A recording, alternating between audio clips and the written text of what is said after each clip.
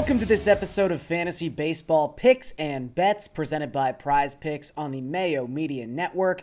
I am Garion Thorne. It is Friday night, so you know what that means. We are breaking down everything you need to know for Saturday, August 7th and the 11-game featured slate that gets going just past 7 p.m. Eastern Time on DraftKings. Just a quick note about that 11-game slate.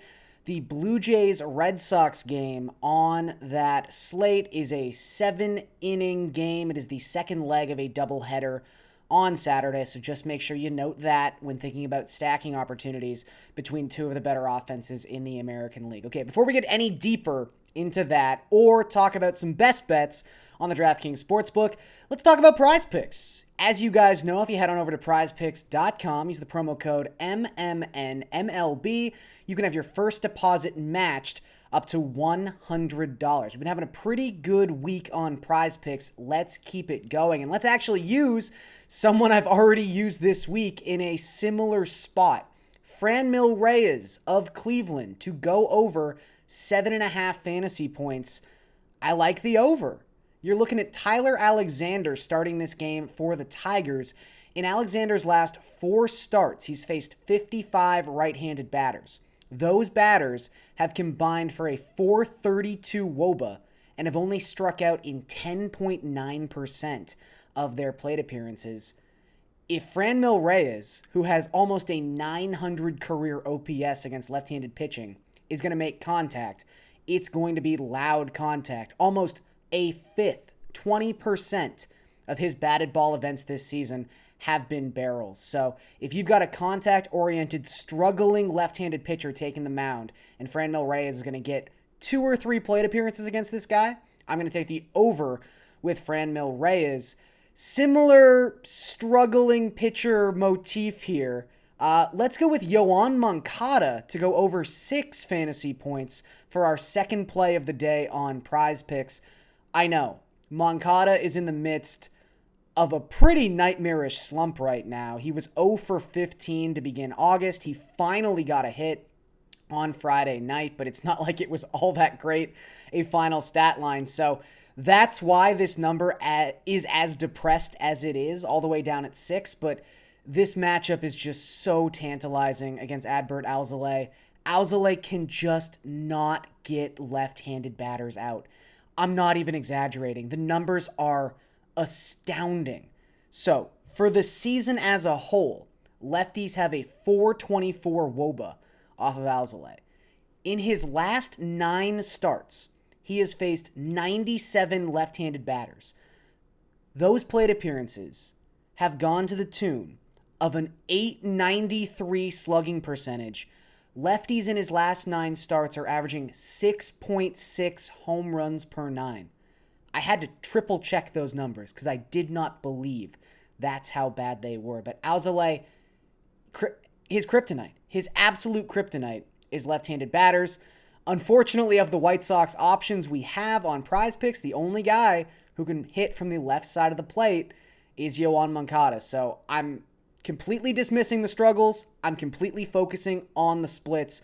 Yoan Moncada to go over 6 fantasy points on Saturday, along with Franmil Reyes to go over 7.5 fantasy points on Prize Picks. Okay, let's talk about this 11-game slate. Big slate for a Saturday night. Usually we see something a little bit smaller, so a lot of pitching options, which means you don't necessarily have to get too crazy when you're thinking about differentiation in a GPP, but I did want to start this off by talking about Yu Darvish. Now, Darvish has certainly been someone where red flags have been raised since the substance crackdown. His numbers have not been good. His past 5 starts, 7.36 ERA. Opponents are slugging .621, and he's giving up 3.2 home runs per 9.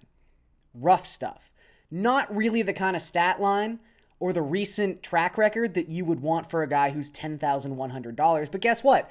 That means no one's going to want to use Yu Darvish on Saturday, and he's still Yu Darvish. Even with the struggles in those 5 starts, he's striking out over 30% of opponents, 27 strikeouts in 25 and 2/3 innings pitched. So the upside is still there, and it's also Arizona. I think maybe that's the most compelling argument. The Diamondbacks, especially considering what they gave up at the deadline, saying bye to Eduardo Escobar, their last 2 weeks, they've got a 128 isolated power, just a 76 WRC plus. They can't hit. And if Yu Darvish can't get the Diamondbacks out, we might just have to cancel him for the rest of the season in terms of his viability. But this is last chance saloon with Yu Darvish. No one's going to use this guy because he's been terrible. In a GPP, I think it's a pretty good idea because, look, Brandon Woodruff is the safe play at $9,900. The Giants have been striking out more than any other team in baseball the last 2 weeks, up over 26%. So Woodruff is the floor play. He is the reliable option, and people are going to go with Woodruff. No one's going to use Darvish, and he's still Yu Darvish. So I'm going to put a little faith that Darvish can turn things around against the Diamondbacks. There's risk, obviously, but sometimes you got to get a little risky. Sometimes you do in a GPP. Okay, Charlie Morton is probably an option people are going to be more, willing to use on Saturday. He's $9,400. His last 8 starts have been very good. 3.17 ERA, 3.31 FIP, holding opponents to a 259 WOBA in that span of time. And he's got a 30.3% strikeout rate across those 8 starts. And actually, he's had at least 6 strikeouts in 7 of those 8 starts. So the consistency has really been there for Morton start to start. And much like Yu Darvish, he draws just one of the best possible matchups you could get in the second half of the season. And that is a Washington Nationals team that has basically thrown up the white flag and given up. Now, they've actually hit a little bit better than I would have expected the past week since the trade deadline, but they've also faced some really bad teams. I'm looking at you, Chicago Cubs, where Charlie Morton is a really good pitcher. The numbers have been great so far this season. All of the ERA estimators back up what we've seen in terms of the surface stats. And, big thing here, really the only good hitter, the only above average hitter on the Nationals roster right now, we could debate Josh Bell, I guess, is Juan Soto. And Juan Soto did not play on Friday. He's nursing a knee issue.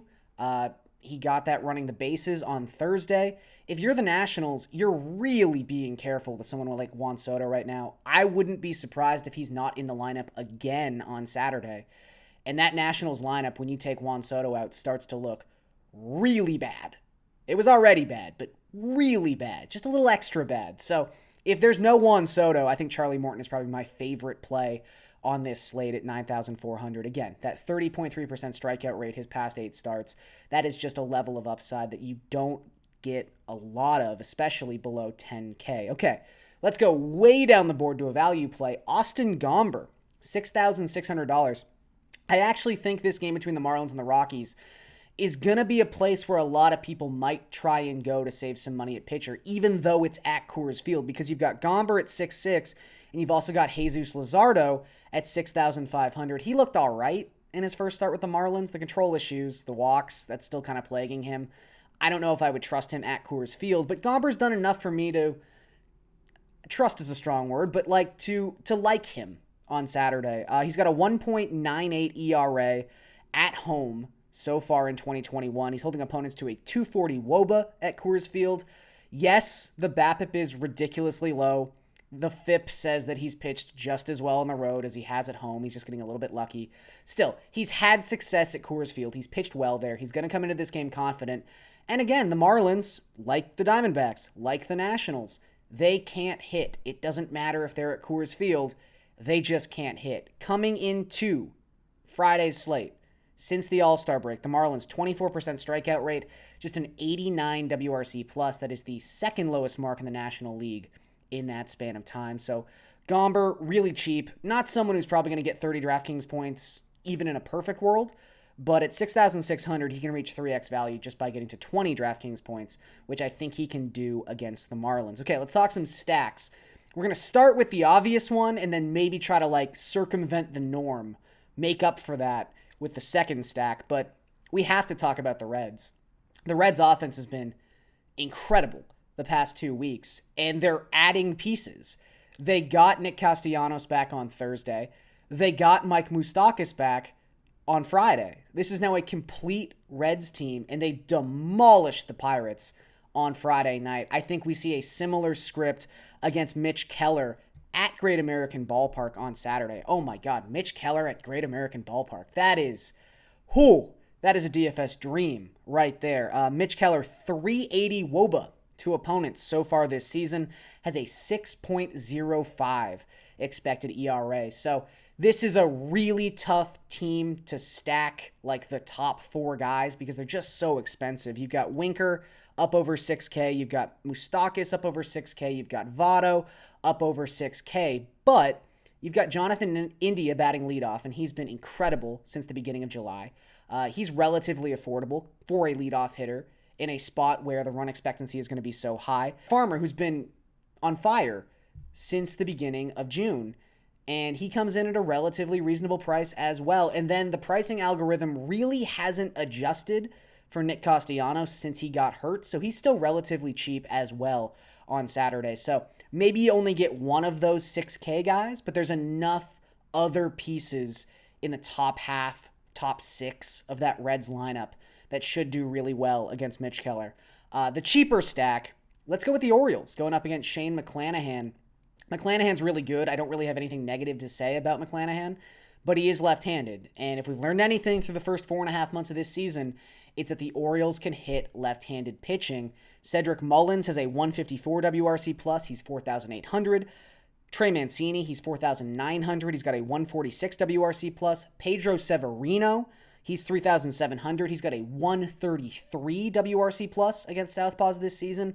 And then the big prize is Austin Hayes, who is $2,600. He's got a 142 WRC+ against lefties in 2021, and he will be batting second against McClanahan on Saturday. Another thing to note here, the Rays, for as good as they are, lot of injuries in that bullpen right now. So not saying it's like highly susceptible, but this is not the best version of the Rays bullpen we've ever seen. So maybe we can get some production from the Orioles past the 6th inning in this contest. Okay, before we get out of here, let's finish up with some best bets, and let's start in the afternoon. So this is an early start game. Make sure to bet this one early if you want in. I like the Mets on the money line on Saturday. I know the Mets have been reeling. They have not been hitting the last 2 weeks. However, they're probably going to be motivated in this contest. They just lost the NL East lead to the Phillies by losing 4-2 on Friday night.